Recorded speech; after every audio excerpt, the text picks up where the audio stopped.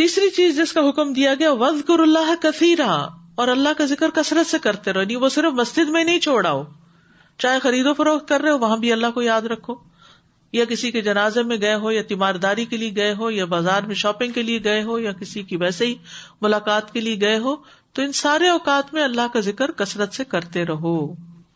حدیث میں آتا ہے جس آدمی نے بازار میں داخل ہوتے وقت کہا لا الہ الا اللہ وحدہ لا شریک لہ لہ الملک و لہ الحمد وہو علی کل شیء قدیر، تو اللہ تعالیٰ اس کے لیے 10 لاکھ نیکیاں لکھ لیتا ہے اور 10 لاکھ برائیاں مٹا دیتا ہے. کیوں؟ اس لیے کہ غفلت کی جگہ پر اللہ کو یاد رکھنا یہ ایک بہت بڑا امتحان ہوتا ہے نا. جب آپ کو چاروں طرف سے لوگ بلا رہے ہوں، کوئی کچھ مانگ رہا ہو، کوئی کچھ، گھر میں آئے ایک عورت تو بچے اس کو چاروں طرف سے گھیر لیتے ہیں، جاب کی جگہ پر ہو تو وہاں کے کئی تقاضے ہوتے ہیں، تو ان چیزوں میں 100% نہ گم ہو جاؤ، وہاں بھی اللہ کو یاد رکھو. اور بازار میں خصوصاً طرح طرح کی ڈسٹریکشن ہوتی ہے، کوئی کسی چیز کے لیے بلا رہا ہے، کوئی کچھ ٹھیلا لگا کے بیٹھا ہوا ہے، کوئی نیا اسٹور کھل گیا ہے کچھ، تو آپ نے دیکھا ہوگا کہ اکثر لوگ جو مال میں چل رہے ہوتے ہیں وہ سیدھے نہیں چلتے، اکثر ٹکریں لگ رہی ہوتی ہیں. کیوں؟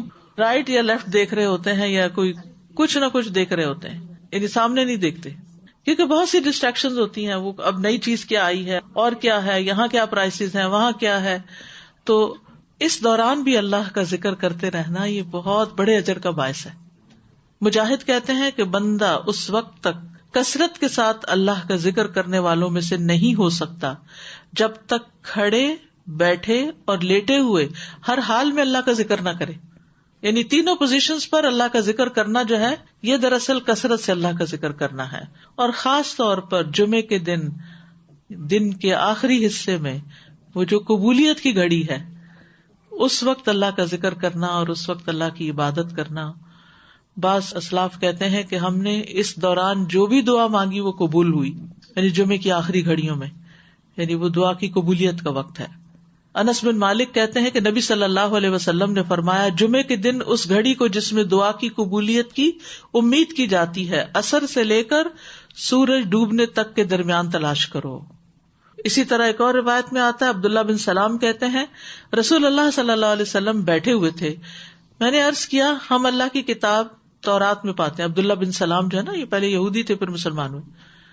ہم اللہ کی کتاب تورات میں پاتے ہیں کہ جمعے کے دن ایک ایسی گھڑی ہوتی ہے کہ اس وقت جو کوئی مومن بندہ نماز پڑھتا ہے اور اللہ سے کچھ مانگتا ہے اللہ اس کی حاجت پوری فرما دیتا ہے. عبداللہ بن سلام فرماتے کہ رسول اللہ صلی اللہ علیہ وسلم نے میری طرف اشارہ فرمایا کہ یا گھڑی سے بھی کم. ٹھیک ہے، میں نے کہا آپ نے سچ فرمایا، یہ ایک گھڑی سے بھی کم ہے، تھوڑی دیر کے لیے یہ وقت آتا ہے. میں نے کہا وہ کون سی گھڑی ہے؟ آپ نے فرمایا دن کی آخری گھڑی، بالکل سورج غروب ہونے سے پہلے. میں نے عرض کیا وہ تو نماز کا وقت نہیں. فرمایا کیوں نہیں؟ بندہ مومن جب نماز پڑھ کر بیٹھتا ہے وہ نماز کے علاوہ کسی اور وجہ سے نہیں رکا ہوتا، وہ نماز ہی میں ہوتا ہے. یعنی ایک نماز سے دوسری نماز کا انتظار کرنے والا نمازی کی حالت میں ہوتا ہے. تو یعنی اثر پڑھ کے اگر کوئی عبادت کے لیے بیٹھ جاتا ہے، اپنے تلاوت کرتا ہے، اپنے اذکار کرتا ہے، دعائیں مانگتا ہے، تو اس دوران وہ گھڑی آ جاتی ہے اور دعا قبول ہو جاتی ہے. اس گھڑی میں اللہ سے بھلائی مانگنی چاہیے. ابو ہریرہ کہتے ہیں کہ نبی صلی اللہ علیہ وسلم نے فرمایا یقیناً جمعہ کے دن میں ایسی گھڑی ہے کہ کوئی مسلمان اللہ سے کسی خیر کا سوال کرتے ہوئے اس کی موافقت نہیں کرتا مگر اللہ اسے وہی خیر عطا کر دیتا ہے. آپ نے فرمایا یہ ایک چھوٹی سی گھڑی ہے، چند لمحے ہیں، تو وہ وہی پائے گا جو کانسٹینٹلی دعا کر رہا ہوگا. لیکن یہ جو اچھی بات ہے نا کہ بالکل آخری وقت، اچھا ہوتا پتہ کیا ہے، ہم اکثر جیسے عبادت شروع کرتے جاتے اور جو بالکل تھوڑا سا وقت رہتا ہے تو اس وقت ذرا سا پہلے ہی آف کر دیتے ہیں. تو شاید اس میں یہ حکمت ہے کہ بالکل آخر تک جب مؤذن اذان دینے لگے مغرب کی تب تک ذکر کرتے رہو. تو اگر آپ لوگوں کے پاس بہت لمبا وقت نہیں بھی بیٹھنے کا، یا کام ہے یا مصروفیت ہے، تو اس میں کوشش کریں کہ سب کام کاج چھوڑ کے آخری 5-10 منٹ جو ہے وہ ضرور تسبیح میں اور ذکر میں اور دعائیں کرنے میں لگائیں، اور اذان کے وقت تک لگے رہیں اس میں. وَاذْكُرُوا اللَّهَ كَثِيرًا لَعَلَّكُمْ تُفْلِحُونَ، تاکہ تم فلاح پا جاؤ، کامیاب ہو جاؤ. تو اس سے یہ پتہ چلتا ہے کہ زمین میں نکل کر تجارت کرنا اور اس دوران اللہ کو یاد کرنا یہ فلاح و کامیابی کی علامت ہے. فَإِذَا قُضِيَتِ الصَّلَاةُ فَانتَشِرُوا فِي الْأَرْضِ وَابْتَغُوا مِن فَضْلِ اللَّهِ وَاذْكُرُوا اللَّهَ كَثِيرًا وَاذْكُرُوا اللَّهَ كَثِيرًا لَعَلَّكُمْ تُفْلِحُونَ. اس سے یہ بھی پتہ چلتا ہے کہ جمعے کا دن پوری چھٹی کا دن نہیں ہے، کام کا دن بھی ہے. جمعہ سے پہلے بھی کام اور بعد میں بھی کام. ہمارے دین میں سست رہنے اور بیکار رہنے اور ذمہ داریوں سے بھاگنا جو ہے وہ پسندیدہ نہیں ہے. السلام علیکم ورحمۃ اللہ. استاذہ جی کوشچن ہے، جو ہی جمعہ شروع ہوتا ہے وہ مبارکباد کے خطوط آنا شروع ہو جاتے ہیں. صحیح، یہ ایک نیا سلسلہ شروع ہوا. صحابہ میں سے کبھی کوئی کسی کو جمعے کی مبارک نہیں دیتا تھا. یہ جو بدعت میں شامل ہو جاتا ہے نا، خود بھی ایک چیز کا پابند ہونا، پھر دوسروں کے اوپر بھی بوجھ ڈالنا، تو اس کی ضرورت نہیں.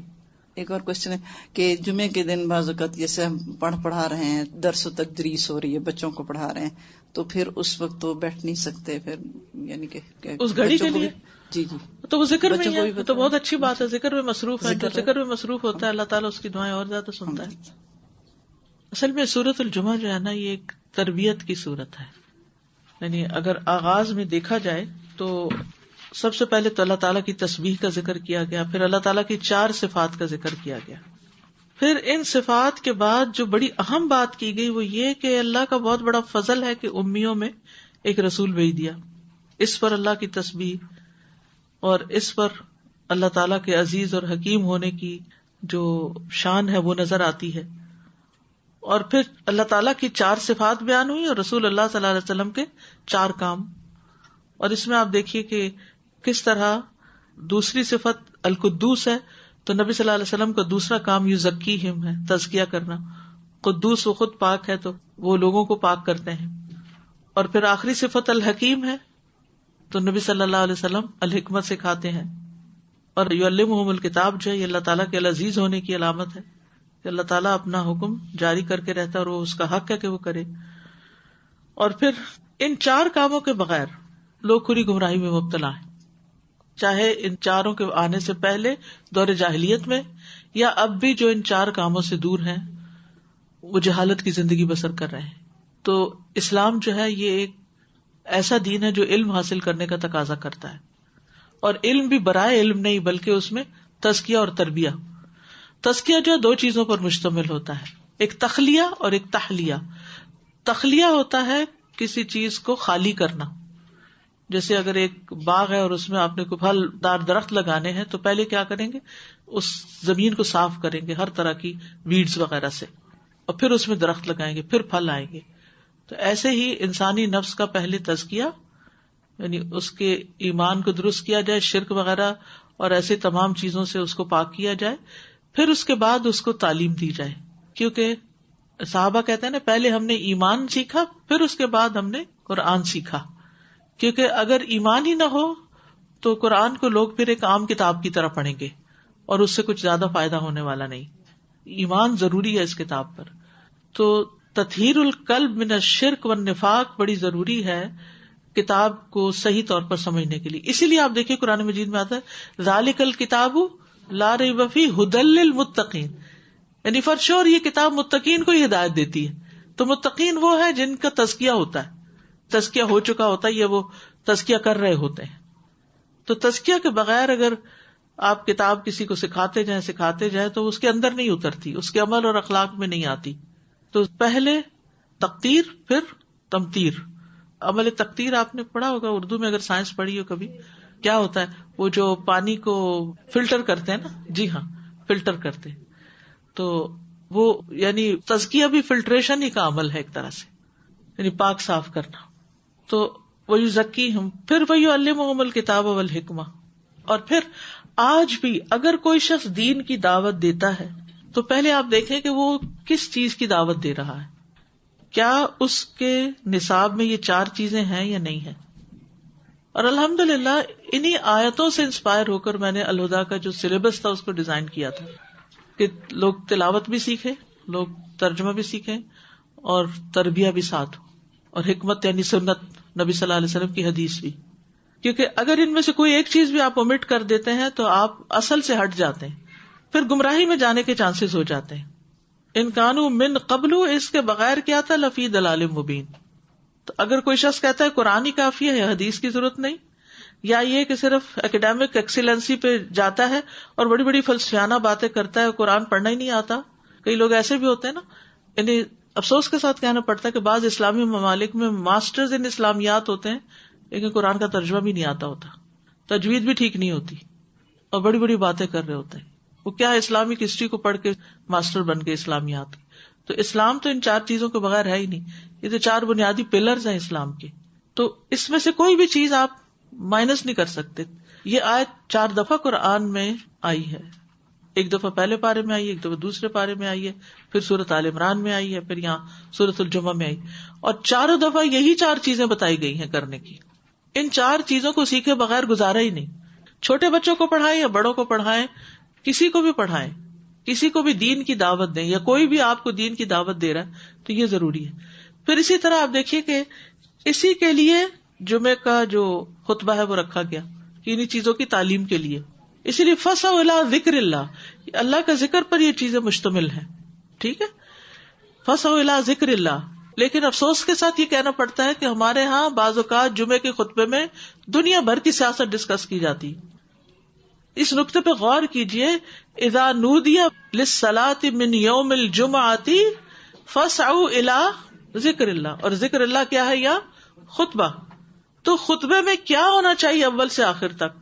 اللہ کا ذکر. قرآن کی کسی آیت کی تفسیر ہو سکتی ہے، کسی حدیث کی ڈیٹیل ہو سکتی ہے، ذکر اللہ ہونا چاہیے، نہ کہ ذکر الدنیا.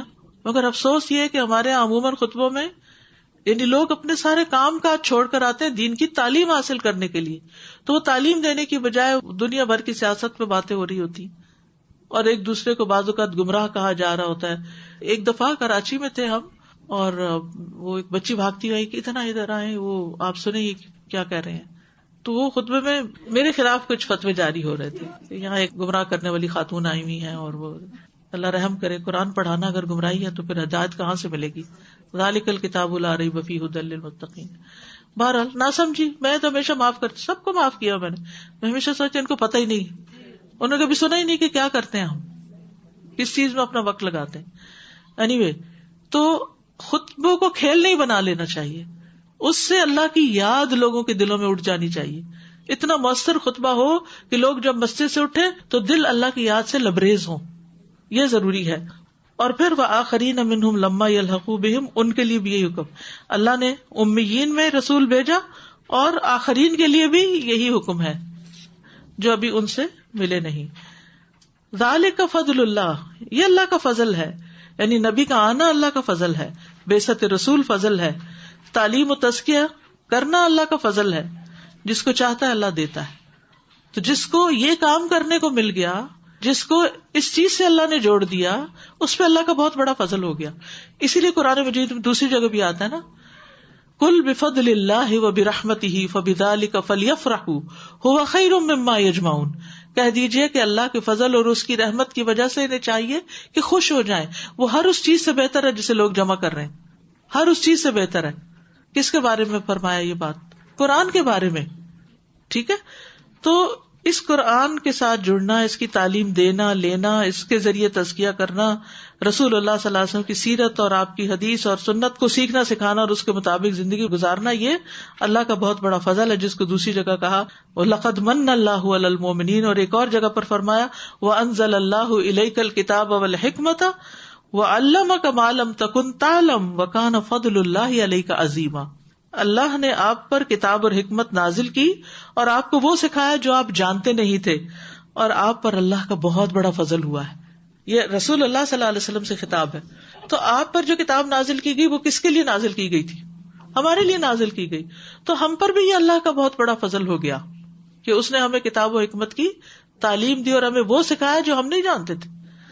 یہ علم جو ہے یہ عام طور پہ گھروں میں نہیں ملتا، تو اس کو سیکھنے کا اہتمام کرنا چاہیے. پھر اس کے بعد ڈرایا گیا ایک قوم کی مثال دے کر کہ تم ویسے نہیں بن جانا کہ جنہیں تورات دی گئی تھی. تورات میں بھی فیہا ھدی و نور، تورات بھی ہدایت اور نور پر مشتمل تھی، لیکن انہوں نے کیا کیا؟ الذین حملوا التوراۃ ثم لم یحملوها کمثل الحمار، ناسمجھ ہو گئے گدھے کی طرح کہ جنہوں نے اس سے فائدہ نہیں اٹھایا. اور پھر ایسے جیسے گدھے نے کتابیں اٹھائی ہوئی ہوں، اس کو نہ پتا ہو کہ یہ کس چیز کی کتابیں ہیں اور کیا ان میں لکھا ہوا ہے، کیا یہ کہتی ہیں, کیا اس سے فائدہ ہو سکتا ہے.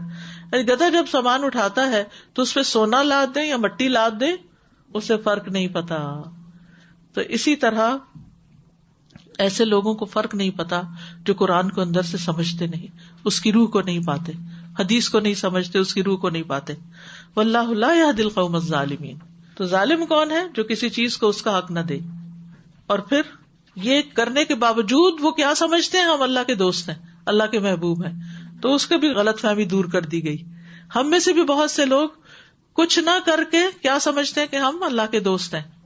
نہ قرآن سے کوئی واسطہ ہے, نہ تزکیہ کے عمل سے کوئی واسطہ ہے, نہ حدیث سے کوئی واسطہ ہے, نہ قرآن کی تلاوت سے کوئی شغف ہے, اور پھر بھی کیا سمجھتے ہیں کہ ہم اللہ کے بہت پیارے ہیں. ٹھیک ہے, اللہ کے بہت پیارے ہیں تو پھر دنیا میں کیوں رہتے ہو, دنیا سے کیوں محبت ہے؟ آگے چلو. فَتَمَنَّوُا الْمَوْتَ إِن كُنتُمْ صَادِقِينَ وَلَا يَتَمَنَّوْنَهُ أَبَدًا بِمَا قَدَّمَتْ أَيْدِيهِمْ وَاللَّهُ عَلِيمٌ بِالظَّالِمِينَ. اللہ ظالموں کو خوب جانتا ہے. لیکن ساتھ ہی وارن کر دیا گیا, موت سے بھاگو گے بھی تو بھاگ نہیں سکتے, وہ آگے سے آ جائے گی اور تمہیں بتایا جائے گا تم کیا کرتے رہے ہو. یعنی تمہارے سارے اعمال تمہارے سامنے آ جائیں گے. تعلیمی امور پر ہی ساری تقریباً بات ہے اور اس کے نتائج کے اوپر. پھر خاص طور پر جمعہ کا دن وہ مسلمانوں کی تعلیم کا دن ہے. یعنی جمعہ جو ہے وہ ایک تعلیمی عبادت ہے. یعنی آپ کیا کہہ سکتے ہیں اس کو, ایک تعلیمی عبادت. باقی نمازیں یہ صرف عبادت, یہ ایک تعلیمی عبادت جس میں نماز کے ساتھ خطبہ بھی اس کا حصہ ہے. تو پھر اس کے لیے اتنی زیادہ تاکید کی گئی کہ جب وہ ٹائم ہو جائے تو بس دوڑ پڑو, تو سب کچھ چھوڑ دو, یہ تمہارے لیے بہتر ہے. اس سے یہ پتہ چلتا ہے کہ علم کی مجلسوں میں وقت کی پابندی بڑی ضروری ہے, اور علم حاصل کرنے کے لیے دنیا کے کام کاج چھوڑنا ضروری ہے. ذالکم خیر لکم ان کنتم تعلمون. لیکن علم ہو تو یہ جانے نا کہ یہ زیادہ بہتر کام ہے. جو علم رکھتے ہیں کہ یہ بہتر کام ہے وہ پھر اس کے لیے دوڑتے ہیں, وہ اس کے لیے گاڑیاں دوڑاتے ہیں, وہ اس سے محبت رکھتے ہیں. پھر وہ کوئی اور کام اس وقت میں نہیں کرتے جو ان کا علم حاصل کرنے کا وقت ہوتا ہے. اور پھر علم کس لیے حاصل کرو؟ اپنی دنیا اور آخرت دونوں کو بہتر بنانے کے لیے. فَإِذَا قُضِيَتِ الصَّلَاةُ پھر دنیا میں جاؤ, پھر دیکھو کہ کتنا عمل کیا اس پر. فَانتَشِرُوا فِي الْأَرْضِ وَابْتَغُوا مِن فَضْلِ اللَّهِ, کام کاج کرو اپنے. وَاذْكُرُوا اللَّهَ كَثِيرًا. یعنی اسلام نے انسان کو مشین نہیں بنا دیا کہ مشین بن کے صرف کام ہی کام کرتے رہو, گدھوں کی طرح صرف جتے ہی رہو.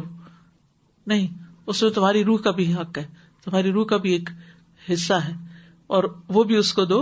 اور پھر دوبارہ فریش ہو کر کام کرو, میل ملاقات کرو, علم حاصل کرو, دوستوں سے ملاقات کرو, بیماروں کی عادت کرو, جو بھی کرو, لیکن اللہ کو وہاں بھی نہ بھولنا. اس آیت میں استاذہ جی یہ جو 3 لفظ ہیں فَانْتَشِرُوا وَابْتَغُوا وَاذْكُرُوا, تینوں حکم ہیں, تو یہ تاکیدی امر ٹائپ کی چیز ہے کہ you can not stay back. انتشار اس وقت ضروری ہے جمعے کے بعد, پھیل جائیں, پھیل جاؤ, چلے جاؤ. جزاک اللہ خیر. کیونکہ یہ نہ سمجھو کہ اب مسجد میں ہی بیٹھے رہنا جو ہے وہ عبادت ہے. کیونکہ پتہ کیا ہوتا ہے, اول تو ہم جاتے نہیں کسی ایسی جگہ, جب جاتے ہیں تو مزہ آتا ہے تو پھر وہاں سے نہیں اٹھتے, پھر کہتے ادھر ہی بیٹھے رہیں. تو جس چیز کا وقت ہے اس کے لیے اپنے نفس کے خلاف جا کر پھر اس کام کے لیے حاضر ہو جانا, اسی سے تو لوگوں کو عموماً شکایتیں ہوتی ہیں. تو بہت سی خواتین کو ڈر لگتا ہے ان کے ہسبینڈ مسجد جائیں, کیونکہ ان کو پتا ہے وہ جائیں گے تو پھر کھانے پہ نہیں آئیں گے, پھر اکیلے ہی بیٹھ کے کھانا پکانا پڑے گا. کیونکہ وہاں وہ جا کر صرف نماز تھوڑی ہوگی, نماز کے بعد دوستوں کی گپ شپ اور چیزیں, وہ ختم ہو جاتا ہے, بالکل واش ہو جاتا ہے نا سب کچھ, بالکل. فَإِذَا قُضِيَتِ الصَّلَاةُ فَانْتَشِرُوا فِي الْأَرْضِ وَابْتَغُوا مِن فَضْلِ اللَّهِ. کام کاج کرو, محنت مزدوری کرو, اور پھر اللہ کو بھی یاد کرتے رہو. گمراہیوں کی رات میں نور